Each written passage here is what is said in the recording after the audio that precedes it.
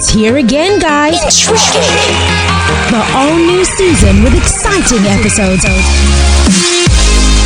of your favorite show, The Prophet's Wife. Exciting! This time, it's bigger, better, and full of life-impacting discussions that will transform and shape you, our cherished audience, and beyond. Entertainment!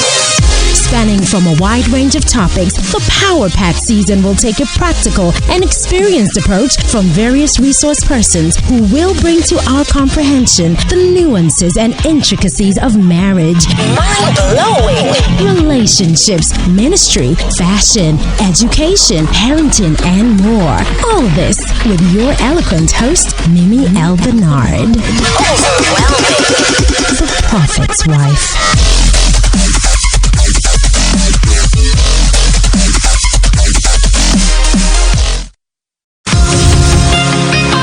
It's here again, guys. Intriguing! The all-new season with exciting episodes of your favorite show, The Prophet's Wife. Exciting! This time, it's bigger, better, and full of life-impacting discussions that will transform and shape you, our cherished audience, and beyond. Entertainment! Spanning from a wide range of topics, the Power Pack season will take a practical and experienced approach from various resource persons.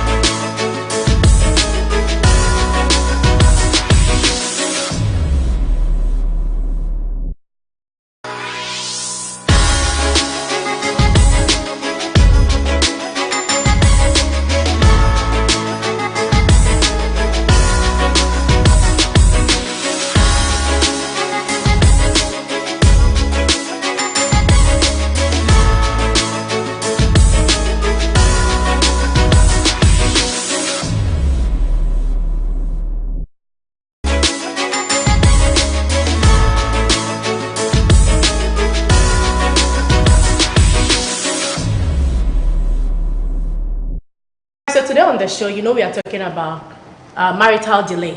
What is marital delay? My panelists are ready. All right, so don't go away. Stick with us on Facebook, Mimi L. Bernard Nelson-Eshun, on YouTube, The Prophet's Wife Show with Mimi L. Bernard, and on Instagram at Mimi L. Bernard. Don't go away. We'll be right back.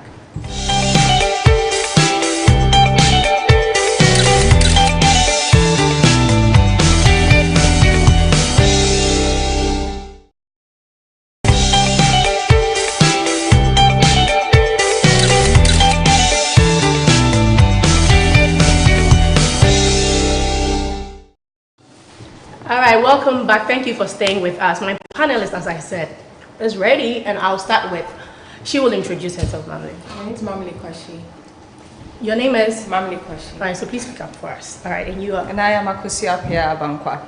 Okay, and you are? I am Ethel Zoe Euku. Okay, all right, welcome, ladies. I hope you guys are having an amazing time here. So my first question will go to you. First, are you dating? No, I'm not. Are you dating? No, I'm not.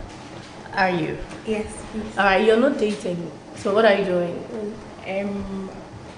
I'm waiting. You are? I'm waiting. Waiting. What is waiting? Waiting in the sense of, normally people say searching. I don't believe in searching because I'm a lady. And there is a saying that bones don't go after dogs. So I believe that there are some things that I need to do, which I have classified or termed as waiting. And when it comes to waiting, there are two aspects of waiting: the spiritual aspects and the physical aspects. Oh. The spiritual aspects, as a Christian, I have to pray concerning my marriage. I need to pray, I need to fast, I need to seek God's will, seek His face concerning that situation. Yes. And the physical aspect of it, I need to position myself strategically in finding who I perceive as the right one. Wow. You said you're also waiting. So in waiting, what are you also doing? I'm waiting and I'm searching. You are, but she made a statement. What was that? What did you say? She said, bones don't go after dogs. Right. So what are you searching for? Which means you don't even agree to what she said, right? Oh no, she has her point. Okay. At the end of the day, we're all different people. I think that once you're prepared for marriage, you need to, while you're waiting, you need to search for the right person, because it's a two-way thing. You're looking, someone is also looking for a wife, you're looking for a husband. Right. So I can't just sit, pray, prepare myself, be knowledgeable about whatever it is, and not look out for the man. Because if I do that, I might be missing. Sometimes I find out that even in church, sometimes when you're sitting down, while you're so much into the spirit, you might just have missed something. You might just miss it. So, Mumbling. you have to No, I don't understand what you are saying. I will not tell you that one. but like I'm saying, for me, I think I need to also open my eyes to see and to find the person that I also want. Having said what God also wants, we need to connect each other's wants, and then. Okay, so what would you say is marital delay? Okay, delay as the word which is attached to marriage is when you are supposed to have exceeded the time limit for something. So marital delay is when an individual may be pertaining to their biological state in time, their human age, and everything that is connected to their lives have been sort of kept behind. Okay. Yes, in their marriage, and it hasn't come to pass as per the world's timing is supposed to. Okay, so would you say spiritual forces can cause marital delay? Yes, please, definitely. The Bible says in the book of Ephesians that we do not wrestle against flesh and blood, but we wrestle against principalities and powers. And these principalities and powers do not only attack certain areas of our lives, say our finances, our academics, our ministry, and leave our marriage out of it. As a matter of fact, because God has marriage on his heart, the enemy is also after marriage. So they are definitely, in some cases, not all, spiritual forces that back marital delays. Do you think someone will go like, okay, so because of this, I feel like God has given up on me? Let me go back a bit. For me, I categorize this in two sessions. Okay. There are the people who God delay for a reason, and there are the people who self-inflict the delay. So if we're being real, 5-6 years ago, if you asked me, I'll give you another answer. Today, based on spirituality and where I've gotten, I'll give you another answer. So I would say that you need to position yourself, find out whether you're self-inflicting the delay or is God who is delaying. In waiting, I don't think it's easy, because if you take, let me give the story of Abraham, whom God called his friend, and yet after 25 years, he gave birth to his son, who is supposed to be the father of all nations. He gave birth to his son at the age of 100. So in waiting, how do you feel? What do you do? How do you attack it? What's your emotional position? What's your physical position? What's your spiritual position? So we need to carefully look at how we go about it. And then I think in doing that, you would find out. Okay, Akusia, the question I asked there, I'll direct it to you too. My main thing when it comes to waiting is not easy. Waiting is not easy at all. And I think that it is part of human tendencies to feel neglected when some things do not go according to our plans or expectations. Put marriage aside. It could be your finances. It could be one particular thing you've been praying over decades about that is not coming, and you'll be like, what is happening? So it is normal as a human being to have that feeling and to have those thoughts. And to curb those things, to curb those comments running through your mind, I think one needs to focus on the word especially what God has got to say about waiting. When you go to the book of Isaiah, which is quite a very interesting book, it talks several times about waiting, like Isaiah 40:31. But they that wait upon the Lord shall renew their strength. So it comes back to the fact that There is a tremendous impact, a very tremendous impact on those who are able to wait. What I want to add is that if you are waiting, if you are searching, you are never alone. If you go through the Bible, you realize that every single person that God called had to wait for something. Even Jesus went on the mountain for 40 days. So you are not in a strange place. Don't come to a place of ever thinking you are alone. David said that my soul have hope in the Lord, because he was downcast. We all come to places where we are downcast. Then we go back to the word, and he said, trust in the Lord with all your heart. Lean not upon your own understanding. There's a place where your understanding, your mind, what you think, what is the trend, what is the norm, is fighting this trust. But he said, in all your ways, in every single thing that you do, in every thought that you take, acknowledge him.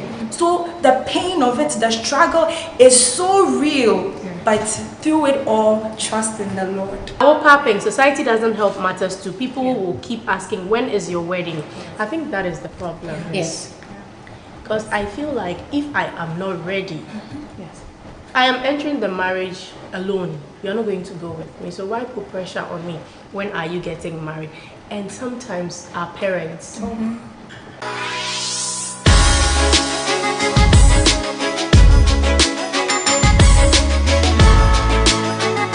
I'm not ready. I am entering the marriage alone. You're not going to go with me. So why put pressure on me? When are you getting married? And sometimes our parents.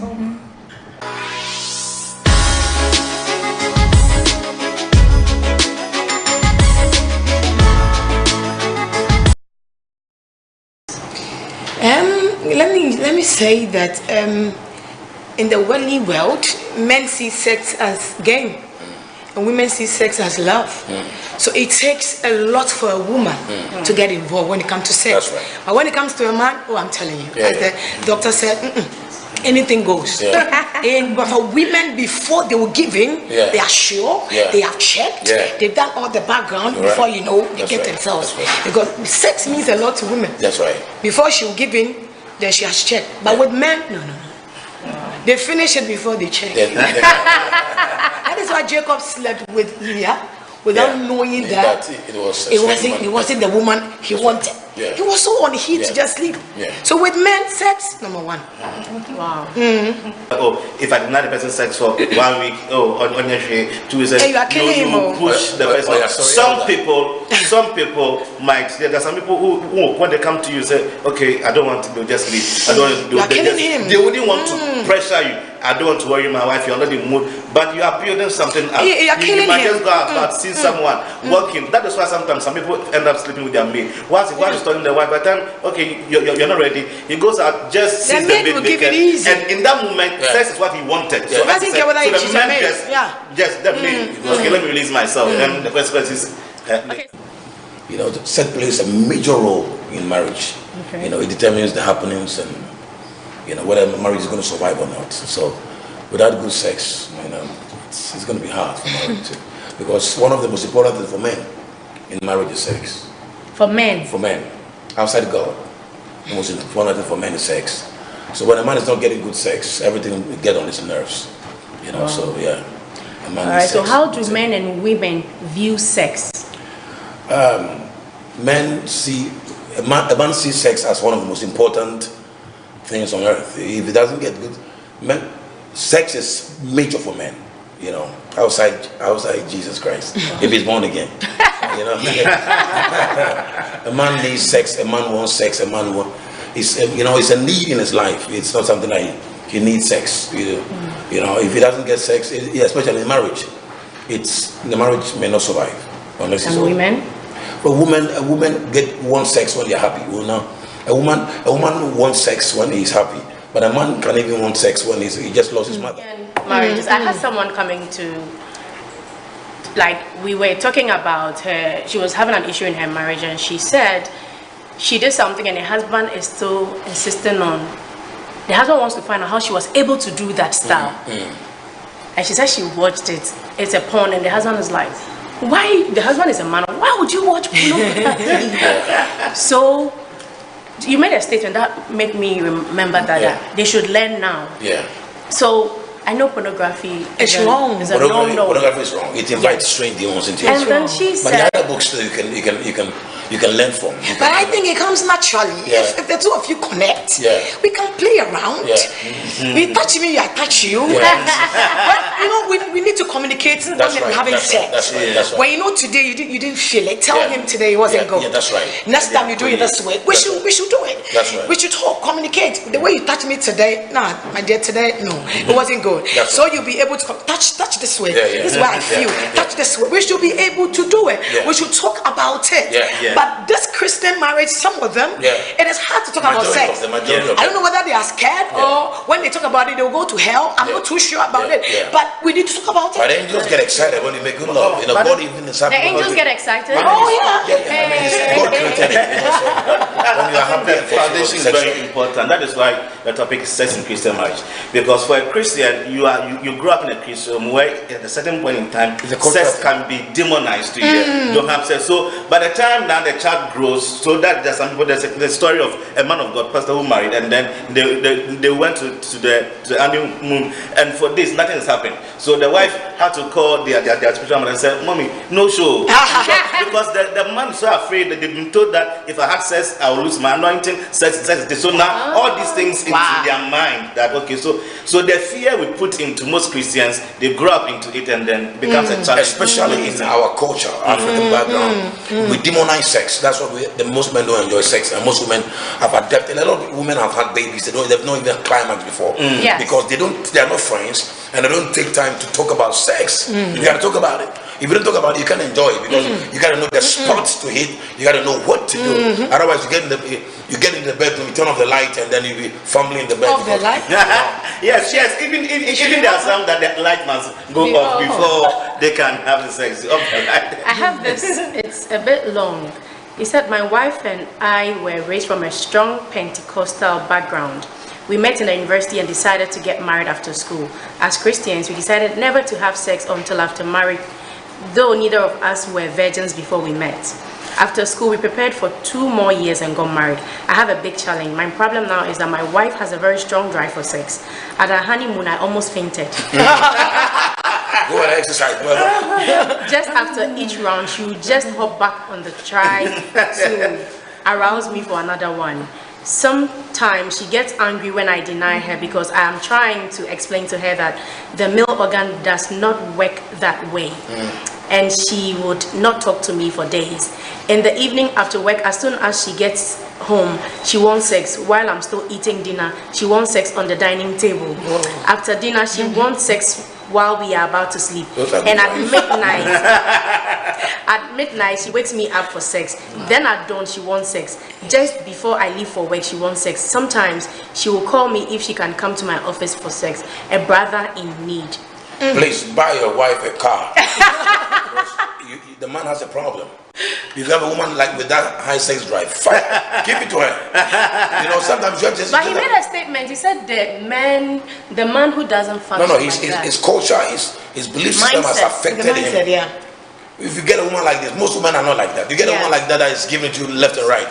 Master, man up, exercise, and face the battle. You know, when a woman sees that you are running from sex, she gives her back hand and realizes that you're a weak man. Go do some exercise, face her. You know, drink some Percocet and face her, and stop. And I think it also at least prepare his mind work too. And then another thing, that sex is not only sexual satisfaction.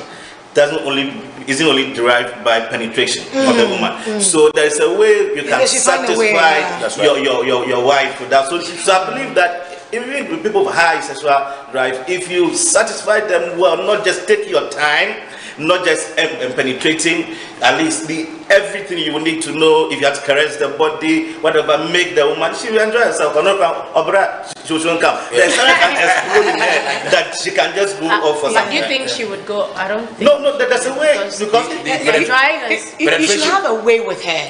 I think they should talk. I think the woman needs something. They should talk about it. You spoke about medically. There are medical issues and there are spiritual issues. Most men in Africa who are sexually weak are spiritual issues that are affecting them. No, it's true. Spiritually? Oh yeah. Especially when men sleep around, because when a man is loose, you sleep with strange women, you get weakened spiritually, you get weakened sexually. You know, so when a man is not prayerful, you can be weakened in your male organ. Wow. You know, so that's why it's good to stay pure and stay prayerful, so that they don't play with your manhood when you are sleeping. Oh yeah, a lot of men are weak, not because they can't perform. You know, so there are medical issues and there are spiritual issues that need to be confronted. All right. So how do you initiate new styles in your marriage? For instance, like this woman that went to watch something and brought up, she has a book. For instance, if she has a book, should she read it with a man? What if there are no styles? How does she go about it? You talk about it. You discuss it. You know, you got to be friends. You know, the finger plays about 60% of love making. You know, so you talk about it, and when you talk about it, you make fun about it, and you laugh about it, and you find out what she likes.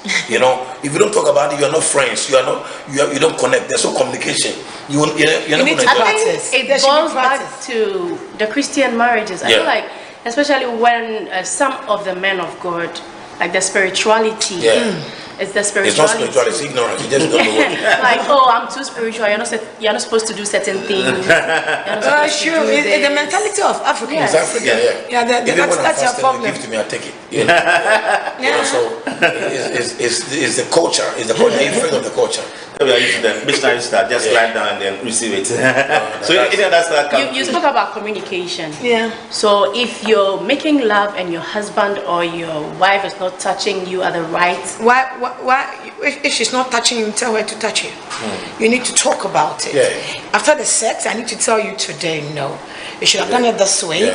No, we shouldn't feel shy to talk about it. You know, every star we watch, whether it's porn, they created it. That's right. We can also do the same. So today we sit in a room, everything is set, and I tell you today, let's do something different. That's right. Let's go this way. Let's go that way. I'm telling you, we need to create it ourselves.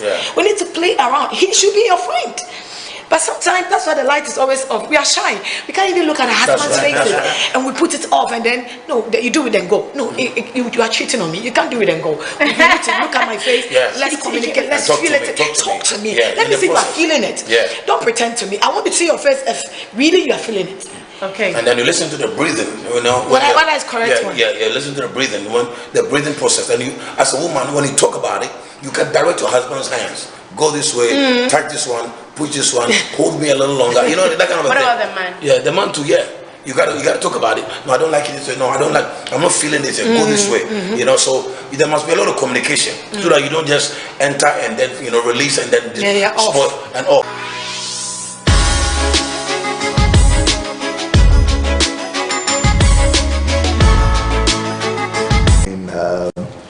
First of all, let's talk about the concept of marriage in the spectacle of God, because I realize that a lot of people, everybody want to get married, but they get in there, they get disappointed because there are so many misnomers of what marriage is, and possibly we need to redefine it and make it clear to what the institution of marriage, or what the organism of marriage. I will not say organization, organism, because it's a living thing. In Song of Solomon chapter 8 verse number 4, the Bible talks about, do not awake love until it pleases, because love is a beast. You awaken it in the wrong environment, it has its own tendency and proclivity. So let's make sure we awaken it in the right context, in the right environment, and so on and so forth. Wow. Okay, so back to the question. There are a lot of things that men wish, because especially during misunderstandings, the man is sitting reflecting and wishes that the wife knows his mind or his thoughts, so that if you can gain access into my heart, into my mind, then you can be able to know what I want or what I was expecting from you. Tonight I would love to possibly share 5 commodities. Okay. What men? We will all take notes. What men wish their wives know. Okay. All right. First of all, marriage is an art, or love is an art, and we need to master the art of love. And so, if I will want to say that Benjamin Brenois, is not that, this generation is evolving. Right. The world is getting to sophistication.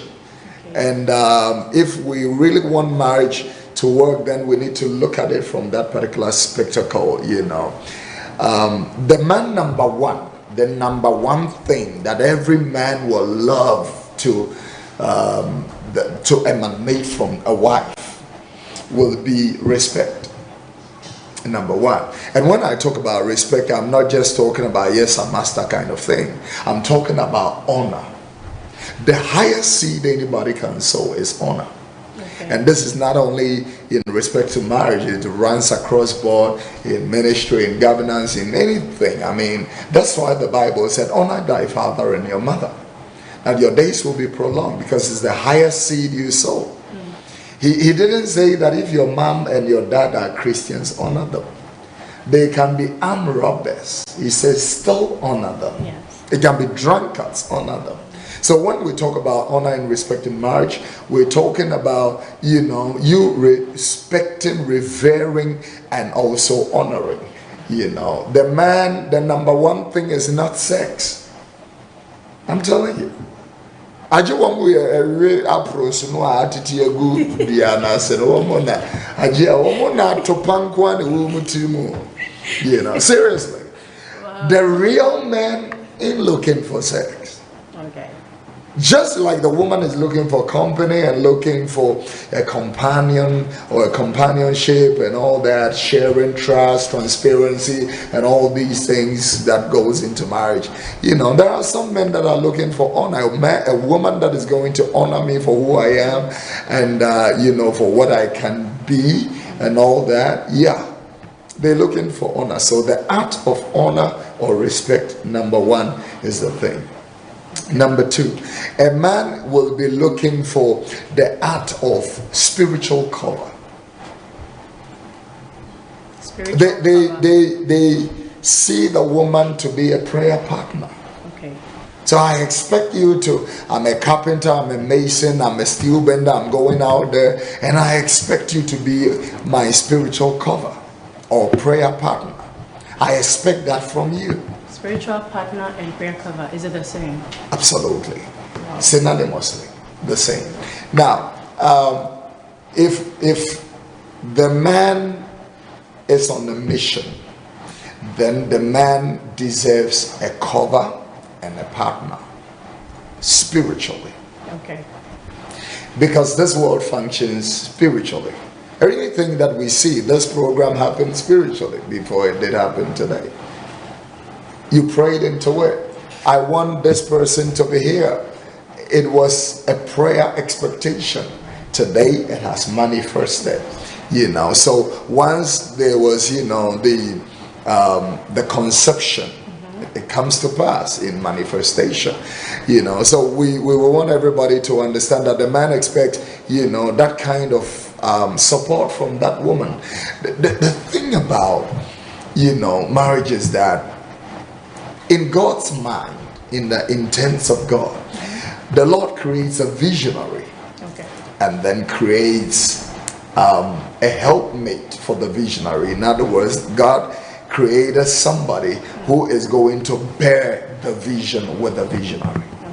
And so, the man is the visionary, and the woman is the helper of the vision.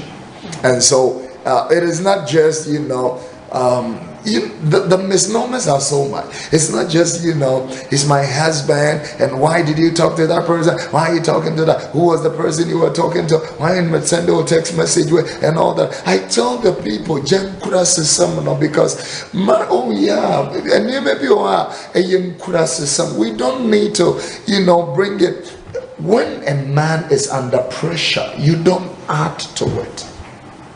Men are always under pressure. What if you do not even know this man is under pressure? Because I believe the woman is also under pressure some way, somehow. Absolutely. Yes. Women under enormous pressure. Yes. Enormous. And this man is under pressure. So doesn't mean, for instance, my husband is under pressure and he does something I can't talk about it. Let me redefine what I'm trying to say. My husband is under pressure, but I don't know. It means that I have not even discovered my husband. Okay. You know, a very good wife can easily tell, even when the husband is pretending, that something is wrong. Easily. Because you can understand the chemistry of this man.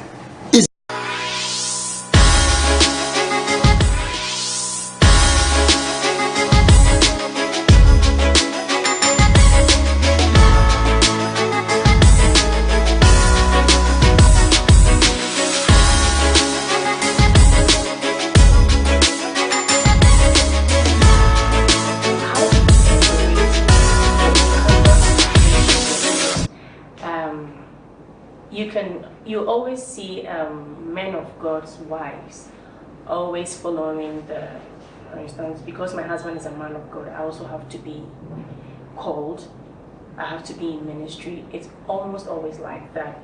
So how do you separate yourself? Because someone might be in the corporate world, but then as time goes on, you see that maybe the husband becomes financially okay, and then the woman will just drop everything and start ministry. How do you separate? How do you draw the line, differentiate the two, that this is my husband's vision, this is my vision?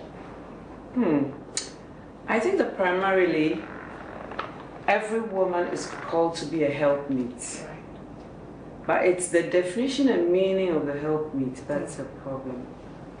Does it mean if your husband is a businessman and he owns a shop, so you want to be a helpmeet, you jump into the shop? Right. I don't think it means that. But I think help comes in different forms. And with ministry, yes, you are called to help, but in which area and how? God may not always call you to a pulpit ministry. When I look at my own personal life, yes, I do some preaching, but I think that a large part of what I do is not seen. Yes. And that happens to a lot of ministry wives, you know. Whether they are interceding, especially if you're an intercessor, you are likely to be even overlooked, not appreciated. And your father, who sees in secret, is the only one who will reward That is you. the point, the secret one. Yes, because everybody will say, she just sits in church, she does nothing, look at her. Someone even said she referred to that as ceremonial wife. Ceremonial wife. Yes, wife. You know that even in politics, people have ceremonial wives. It's like, you have to look nice and you have to smile and you have to just follow your husband. But God has a calling for everybody. Having said that, I am a strong proponent of the fact that you find your vision in your husband's vision and obedience. And I draw that from the Bible. When God called Abraham, you know, if I were Sarah, I'll be distraught, humanly speaking. Because I've lived here all my life. I'm almost an old woman. Then you come and tell me God is calling us. And calling you. And not only that, to a place where He will show you. You have no geographical coordinates. I can't read about it. I don't know where you're going. So sometimes I think that Sarah had to have more faith. Or like faith, like Abraham, to follow when you don't know where the person leading you is going to.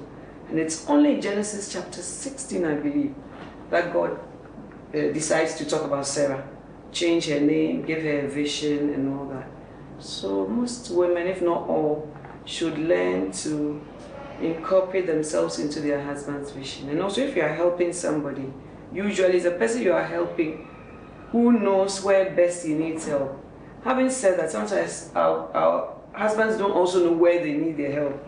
But you can see, like Abigail, that you need help here, you need help here. You don't need to rub it in, but you just rise up and provide the help. You know, so yes, it's difficult. And sometimes when you don't have a pulpit ministry, people think you are not spiritual. I don't think so. It's what God has called you to be, because the Bible talks about helps ministry, it talks about the fivefold ministry, it talks about administration. Yes. and all that, which I do a lot of administration and helps ministry. And if you came to my church every Sunday, you may conclude that I don't do anything, because you just see me sitting in church, listening to the bishop preach, writing notes. But this woman, so what's her calling? But if you draw the curtain, my God knows what it involves. Thank you. Mommy, I know you to be a role model and mentor to a lot of people, not just women of Mercy God. on the clay. Not just women of God, even women. I think most women look up to you when it comes to ministry, marriage. Does this put pressure on you? Like you being a mentor, a role model, does it put pressure? I have never felt the pressure. Okay. But yesterday and today, I met so many people, which I do anyway, but this time it was really back to back, you know. And just this afternoon I was at the bank, and I just took my ticket and took my turn. I sat down. Then a young man comes, he also takes his ticket and he sits by me. He says, Lady Reverend, good afternoon. Good afternoon. Oh, I just got married and you know, you are our model. I said, no, I'm just a vessel of clay, you know. The Bible says looking unto Jesus, so it can be frightening, but I'm glad that I share my life's experiences, and I hope that I'm real and down to earth so that people don't think I live in this cloud and that I don't have the challenges they have. Often we ministers' wives even have more challenges than they know. That His grace is sufficient. Okay. When did you start traveling to do ministry, like traveling out to preach? Was it after your children got to a certain age, or you started when even they were young? I started when they were young, but most of it was orchestrated by my husband. Okay. He said, start this ministry, this is the name, go. Sometimes he would even say, why don't you talk to the ladies about this, I remember that 25 reasons why some women may not get married. He told me to preach about it without giving me the 25 reasons. So I went to God and I asked Him for the 25 reasons. So I got used to traveling with my children, whether it was locally or, and my husband and I used to travel a lot together at the time because the ministry hadn't become as large and the children were still young, so we traveled a lot with the children. And I traveled also a lot with them everywhere, just to be able to obey God at the same time. Or didn't it affect their schooling? No, I structured my meetings such that there were a few times I took them out. Just so that we could be close as a family, but I didn't overdo it. And it also looked like, I wouldn't say most, some single women of God, I don't know whether it's a delay, but I feel like they delay in getting married, and I don't know whether it's from the man. Maybe they see it as she's already into ministry. And what would you say to the young men out there and the single woman of God who is trying to do something for herself?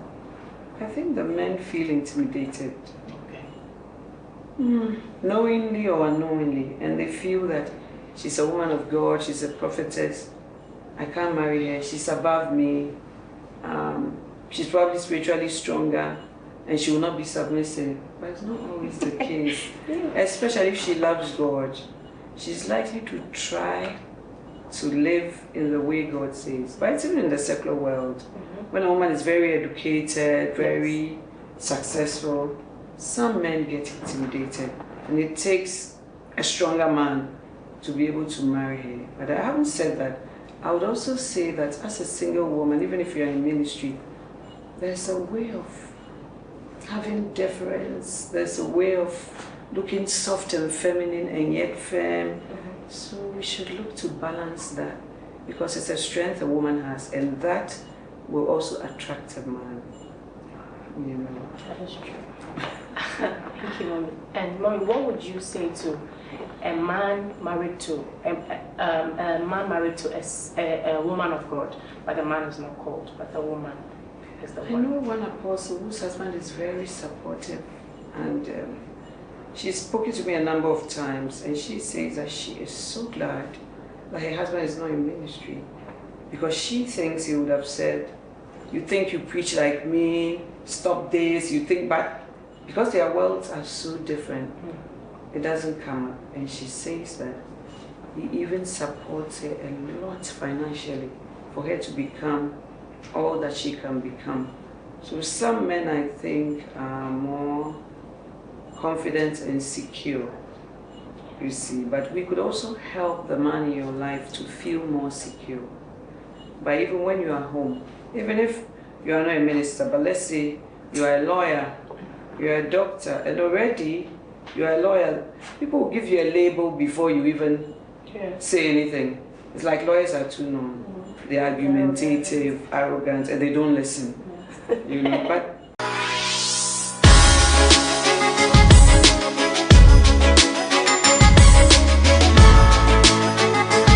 these red flags that we're talking about, I classify as there could be major and there could be minor.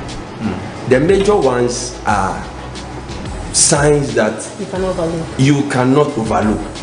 I mean, for instance, the person does not clearly define his or her faith stand. Okay. It's a major red flag that you must not accommodate that they will change. No. Straight away you should know you are a believer, and you ask the person, are you born again? Something like that. It's like you see, I'm trying to you don't try to be born again. Are you born again, yes or no?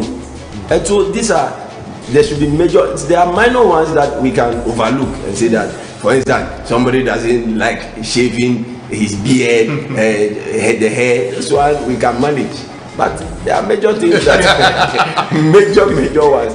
You know, even on our physical road, there are road signs that alert us where you are supposed to reduce speed, to increase speed, to slow down to the lowest and stuff like that. They are to help us to safeguard our life. So in a courting relationship, these things are supposed to help us to safeguard. It's better to break a courtship relationship than to enter into marriage and then say let's divorce and we're going to start. I mean, it's a no-go area. He has already told you what will happen when you marry. He will kill you in the room. Police cannot even find your dead body. You have been in this relationship for 7 years, or let's say even 10 years. If you were to go to school, you would have had degree and even master's degree, or even doctorate. Okay. And anytime you raise the issue of marriage, your partner gets angry. Then it means that person from the word go was not interested in marriage. So the original intention for entering into relationship, first of all, was to find the possibility of marriage. So some people enter into relationship not to marry, not to decide whether to marry or not, but just to exploit people, to use and dump people. So if you are not a smart lady or a smart gentleman to figure out right from the word go that this person is not interested in marriage, you go through the process, then you end at a crossroad. All right, thank you for staying with us. Let me invite you for service tomorrow. All right, the time is 8:30 a.m. at Adenta SD at the Oracle's Place. The number to call is 0234-077788. My name is Mimi Elbenard Nelson-Eshun. Thank you for staying with us. See you next week, Saturday. Bye.